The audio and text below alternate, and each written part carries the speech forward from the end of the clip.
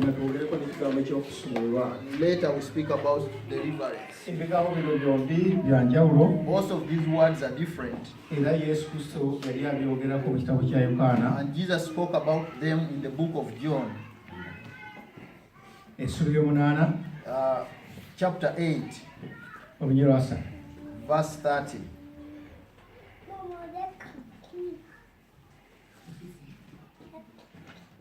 John 8:30.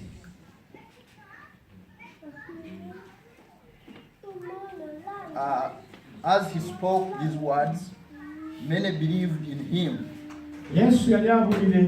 Jesus was preaching the gospel. Maybe in the market or in the city. And many people believed him and got saved. Maybe that's the same way you also who is here got saved. But getting saved is not enough. Because when we get saved, we come to Jesus Christ. But the devil put a lot in us that Jesus wants to take out of us. Amen. The way you say child who's on the street, and you adopt them and bring them home,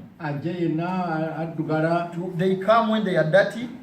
You have to undress them of those clothes so that they can fit in the house. Even many people believe Jesus and got saved. What did he tell those believers? Then Jesus said to those Jews who believed him, "If you abide in my word, you are my disciples indeed. And you shall know the truth, and the truth shall set you free." Amen. Amen. That you have believed my word. Those who refused them, he left them there. And he stood with those who believed him and brought them in the church. And he said that you have believed me if you stand by my word. The other version says that if you stick to my teaching, you will understand the truth, and the truth will set you free. Amen. It is the saved one who gets delivered. It's not those people who have not yet been saved. Like people of this generation, even these ones refuse to be delivered. And they said once someone is saved, that's done. This is how did they respond? They answered him, "We are Abraham's descendants and have never been in bondage to anyone. How can you say you will be made free?" The same people who have gotten saved are the same people who are arguing with him that there is no being delivered. We have gotten saved and that's enough. Did you find us in bondage? Hallelujah. Amen. They were thinking about the physical bondage. But as I'm going to teach you, we are spirits. And they are spiritual prisons. And they are spiritual cords that the devil used to bind your spirit. Hallelujah. Amen. How did Jesus answer them below? Jesus answered them and said, "Most assuredly I say to you, whoever commits sin is a slave of sin." That the first bondage I tell you about, that before the devil binds you with diseases, before he binds you with your financial issues, before he binds you with any other problem, he first binds you with sin. Amen. A bonded person does something they don't want to do. As you see in our prisons in Uganda, some prisoners have never dug anywhere or they have never cultivated anywhere. But once they are in prison, they are forced to dig. Even if you say you are sick, you have to dig by force. Even us, when we are in the devil's bondage, he can make you do whatever you don't want to do. Amen. Let us give an example that all people know that there is HIV/AIDS. But why do people commit adultery and fornication? Don't they fear HIV and AIDS? They know that they can catch HIV. But inside them there is something telling them that go and commit adultery or fornication. But inside they say, what if I catch HIV? And the other spirit is telling him, don't tell me about HIV. Run quickly. And then he commits something. Hallelujah. Amen. And they tell another person that stop drinking, you will die. Your liver is already spoiled. But they can't stop. Because whatever is telling them to drink is stronger than them. What I want to tell you, that the devil has a lot of power, more than a human being, that he can make you do something and forces you to do something that you didn't want to do, that you want to do good, but the devil tells you to do something that is evil. Amen. That is the first bondage. You may find a smoker when even on the packet of cigarette there is a message, there is a note that smoking can cause cancer. But someone smokes 2 packets a day. Amen. They fear to die. But whatever is inside them is forcing them to smoke. Hallelujah.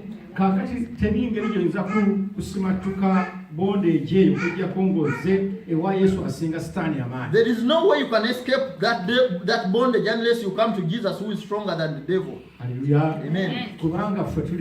Because we are spirits, and the devil is also spirit, and God is a spirit. Amen. But of all the 3 spirits, we are the weakest. The devil is stronger than us. But the chance we have that there is a stronger one of the devil, a spirit that is stronger than the devil, who wants to join your life, so that you can overcome the devil. People have tried to overcome the devil by their spirits, and they have failed. Everyone knows the sin, but they have no power to overcome it. But you have an opportunity, you have a chance, that today the stronger one wants to join you, so that you can overcome the devil. Hallelujah. Amen.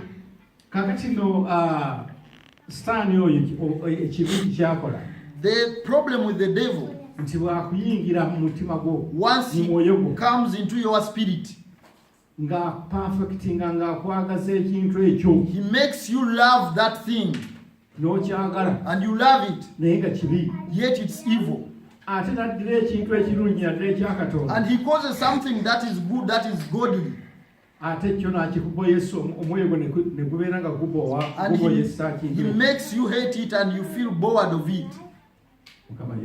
Amen. You may find that when they are preaching the word of God, they sleep. But have you ever seen anyone who sleeps when they are abusing them? They can't sleep. Even if they don't hear what you say, they will ask, what did you say? Hallelujah. Amen. Because they enjoy that more than the godly things. Amen. It's like you ladies, ogera n'oba ng'oyagala nnyo ebyennyanja Maybe you like fish a lot, n'ojja n'ofuna olubuto lw'omwana and then you conceive. omwana ono akuyingidde The child inside you ayinza okutamya ebyennyanja may make you hate fish, n'otandika okulya ebintu ebibi and you start to eat bad things. oba biyembe bitooba Maybe raw mangoes, naye nga tokimanyi kibi yet you know it's bad. naye omwana ono akuyingidde mu lubuto But the child inside your womb akutamizza ebirungi n'akwagaza ebibi has made you hate the good things and you love the bad things. ne sitaani bw'atuyingira mu myoyo gyaffe Even the devil, when he enters our spirits, bw'atukola that's what he does to us. ng'atutamya ebirungi ebya katonda He makes us hate godly good things n'atwagaza ebi ebibi and makes us love his bad things. oli ng'anyumirwa nnyo omwenge And you enjoy drinking, omulala anyumirwa nnyo okuyomba another one enjoys quarreling, omulala anyumirwa nnyo okulwana and the other one enjoys fighting, omulala anyumirwa nnyo obwenzi and another one enjoys immorality. naye nga bimanyi bibi Yet they know they are bad naye nga things, binyuma but they are enjoyable. aleluya Amen. kakati no naffe karakita eyo eya sitaani That character of the devil, tosobola kugyejjamu you can't take it out of you okuggyako ng'oyise yesu unless you call Jesus Christ n'ayingira mulamu bwo enter into your life, n'akunaazaamu and ekintu they wash you out of that thing, n'akuteekamu omwoyo we and he puts his spirit in you. omwoyo ono gwagenda okuteekamu The spirit he's going to put in you yagenda okutamya ekibi is the spirit that will cause you hate the evil thing ate akwagaza ebirungi and makes you love the good things, kugamba oleme kubeera ewa katonda ng'oli ku tension so that you don't be on God's side when you're on tension. ayagala kutamiza eddala He ekibi wants you to hate sin. amina Amen. kakati nga sinagenda maaso n'okusumulwa Before I go ahead with the reverence, kubanga yesu tayagala kusumula mu kibi kyokka because Jesus doesn't only want to deliver you from evil only. ayagala nkusumule ne mu ndwadde ne mu finances na ku kintu He kyonna. also wants to deliver you from sicknesses and in your finances and everything. naye njagala nkusooka nkulage obulokole kyeki But I want to show you what salvation is, kwegambo yawula obulokole n'eddiini so that you separate salvation from religion. waliwo ekitabo kya lubereberye There is a book of Genesis, essula esooka chapter 1, oluyi lwa 6 verse 26. Then God said, let us make man in our image, according to our likeness. Let them have dominion over the fish of the sea, over the birds of the air, and over the cattle, over all earth, and over every creeping thing that creeps on the earth. amina Amen. ebintu byonna ebiri physical tebyaliwo All physical things didn't exist, naye waliwo spiritual but there was a spiritual world ne spiritual beings and spiritual beings. aleluya Amen. ebintu ebyo eby'omwoyo Those spiritual things, tebirabika na maaso gano they are not visible with eyes. gano amaaso baagakola These eyes were made okulaba ebintu ebiri physical ebikwatibwako to see physical and tangible things. newoga kanolota tegasobola kulaba bintu bya However much you focus, you can't see spiritual things. aleluya Amen. naye ng'ate ebintu by'omwoyo weebiri Yet spiritual things exist. teolaba abazungu abamu bagamba nti katonda taliyo That's why some white people think that God doesn't exist, kubanga baagala bamulabe n'amaaso gano. because they want to see him with their bare eyes. aleluya Amen. naye ng'ate waali Yet God exists. ebintu eby'omwoyo yesu Spiritual bamalayika things, angels, Jesus, ne sitaani and the yennyini devil himself, n'emizimu gyonna and the evil spirits. gyonna myoyo All of those are spirits. aleluya Amen. kakati katonda n'ateesa So God planned nti tutandike okukola ebintu ebiri physical that let us start making physical things. n'akola universe And then he made the universe, n'akola n'eno ensi and he n'agiteekako made this world also. n'agiteekako ebintu And he put things, ebisolo emiti n'ebimera animals, trees, and plants. kati n'asembyayo omuntu And he created the person lastly. naga nti ensi eno nga bwe tugikoze And he said, the way we have made this world, egenda kubeera part of my kingdom it will be part of my kingdom. njagala ngiteekeko omuntu I want to create man asobole okugirabirira who can take care of it. naye omuntu oyo ng'ali mu imagi But yange this person should be in my image.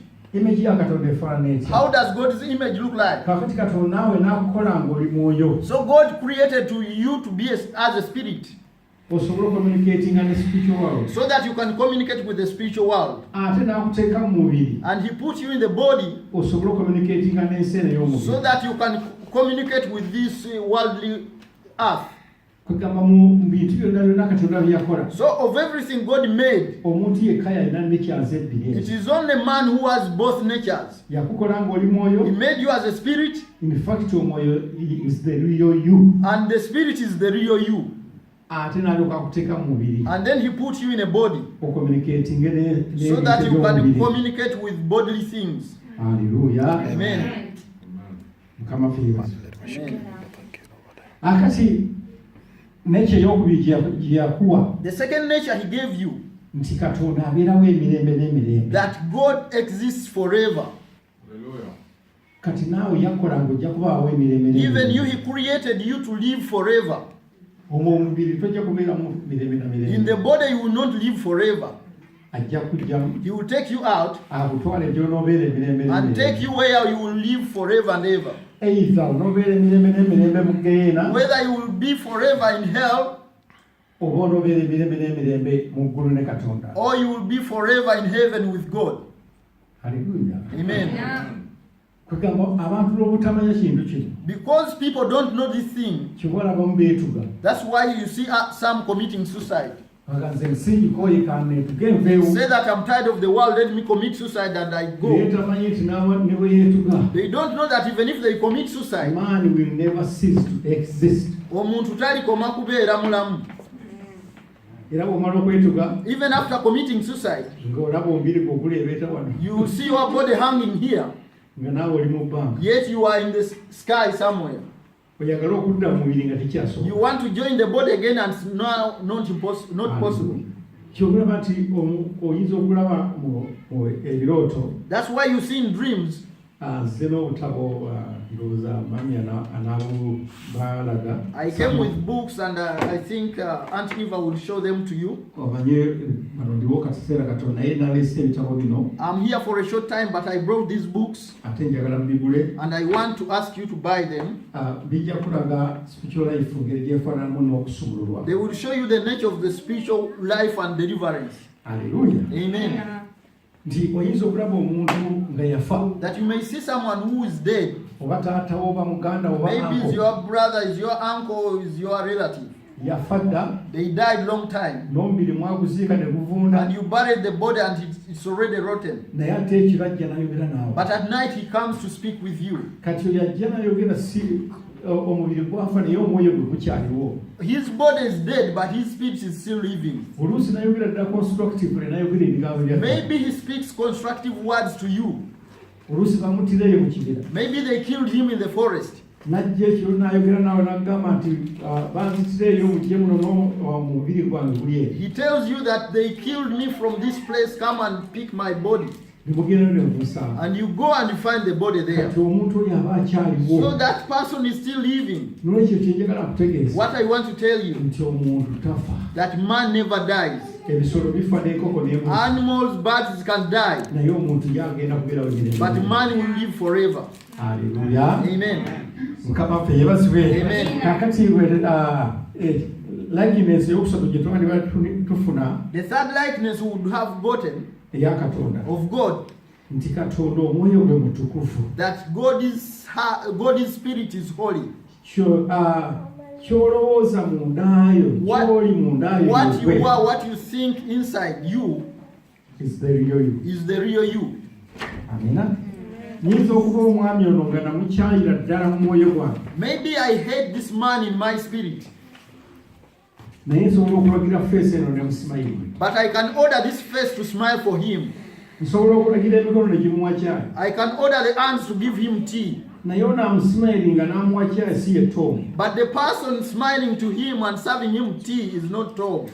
Tom y'oli munda apulaninga okumutta. The Tom is the one inside who is planning to kill him. Guno omubiri osobola n'okulagira ekintu kyonna ky'otoli. You can order this body to do whatever you are not. Naye ky'oli mundayo is the reality of you. But what you are inside is the reality of you. Munda temulimu kwekola. Inside you can't pretend. Haleluya. Amen. Ky'oba oli ky'oba oli. What you are is what you are. Buluzungu ngamba nti the reality of you is your spirit. Huh? That's what you would say in English. Mukama waffe yebaza. Amen. Yensonga lwaki Katonda waffe is real. That is the reason why our God is real. Kubanga ye talina mubiri. Because he has no body. Talina mubiri gwekola He birala. has nobody that pretends. Ye kyali bw'aga nti nja kukuwonyera agenda kukuwonya. If he says, I'll heal you, he heals you. Mukubireko omuntu. Clap for him, Jesus. Kakati n'omuntu eyasooka yali afaanana. Even that's how the first man was like. Ng'omwoyo gwe mutukufu. His spirit was holy. Nga gufaanana gutya. How did it look like? Laba mu kitabo ky'Abagalatiya. Let us look in the book of Galatians. Essula ey'okutaano. Chapter 5, Olunyiriri olw'abiri. verse 22. But the fruit of the Spirit is love, joy, peace, and long-suffering, kindness, goodness, faithfulness, gentleness, self-control. Against such, there is no law. Kakati ogwo gwe mwoyo gwa Katonda. That is the Spirit of God. Mwoyo gwa Katonda kuliko okwagala. In the Spirit of God, there is love. Katonda takyawa. God doesn't hate. Ayagala buli muntu He yenna. loves everyone. Ekyabalibwa kiga nti bw'ati bwe yagala ensi. The scripture says that that's how he loved the world. N'amuwa omwana we. And he gave up his only son. Ensi eyagalika. How can you love the world Omuli n'ab'ebisiyaga, omuli where there are n'ababbi. homosexuals, are thieves, Omuli abatemu. where there are murderers? Naye bonna n'abaagala. But he loves them all. Naye gwe olina abantu 6 mu nnyumba. But you have 6 people in the house. Olina abantu 6 mu nnyumba. You have 6 people in the house. Naye oyagalako babiri bo. But you only love 2 of them. Naye n'omusajja n'ayagala ensi yonna. But this man loved the whole world. Mwogere engalo Yesu. Continue to clap for him. Amina. Amen. Kakati no Katonda kwagala. So God is love. Kakati Katonda alina emirembe. So God has peace. Katonda alina okugumiikiriza. God has patience. Singa gwali Katonda singa watwokyawo kyadala n'otumalawo. If you were God, you should have burnt all of us.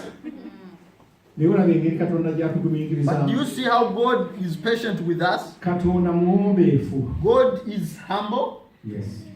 God is humble.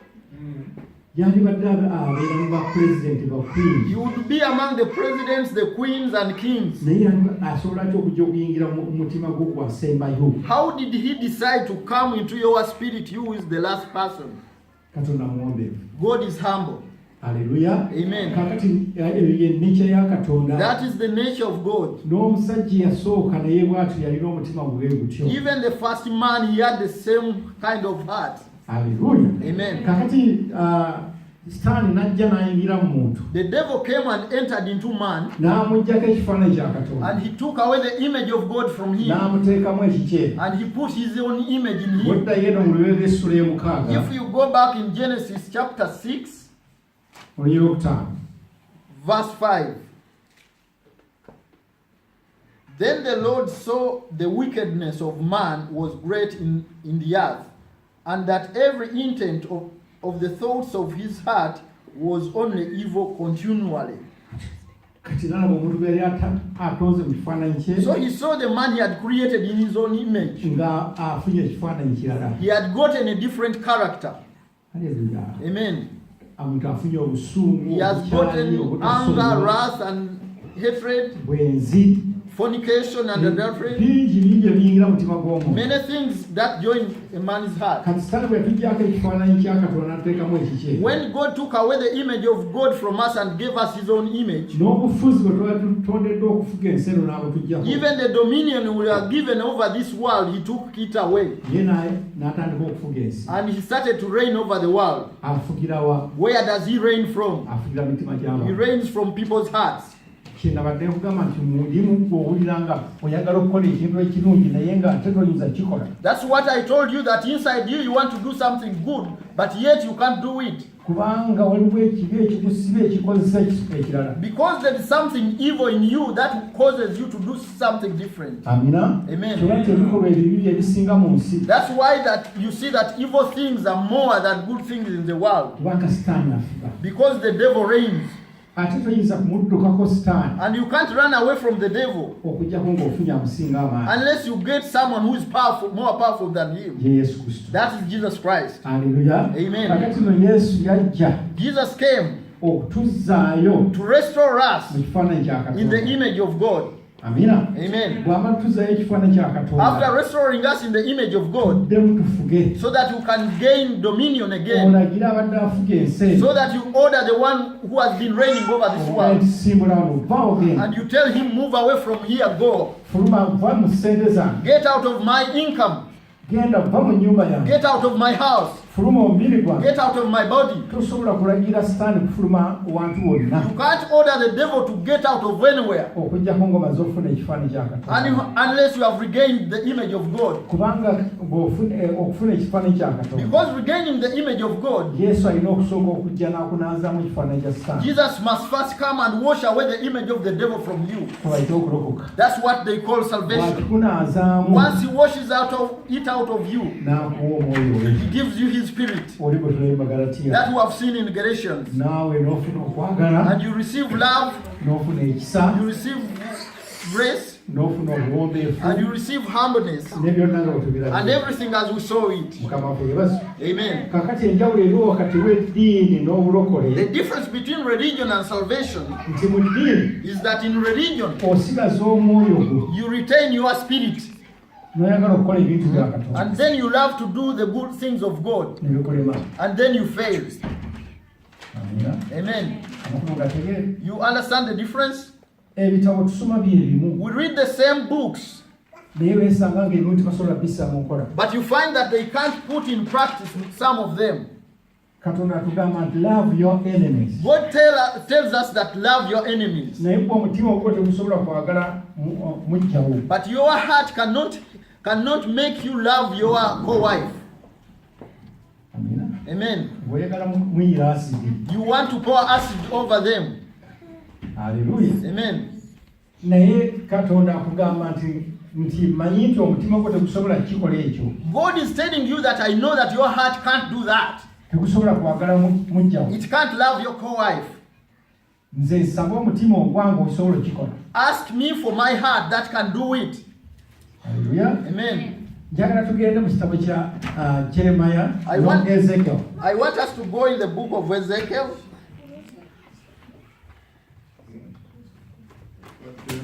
Ezekiel after Jeremiah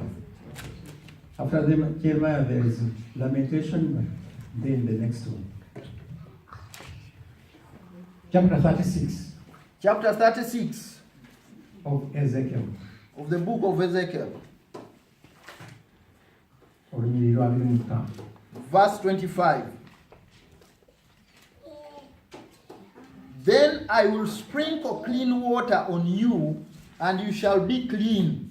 I will cleanse you from all your filthiness amina and from all your idols. kati edda bakozesanga amazzi In the past, they used to use water. kati tukozesa omusaayi gwa Yesu Kristo Now we use the blood of Jesus Christ. gwe kusobola okukunaazaako byonna That's what can wash away from you everything. tosobola kubyejjamu You can't take it away on your own. nga bwolaba omwana omuto The way you see an infant, ng'oli gwe basituddewo like the one they are holding behind there, muwe ebbeesani y'amazzi omugambe weenaazi give them a basin of water and tell them to wash themselves. tasobola kwenaaza They can't wash themselves. bw'omunaazi It's you to bathe them.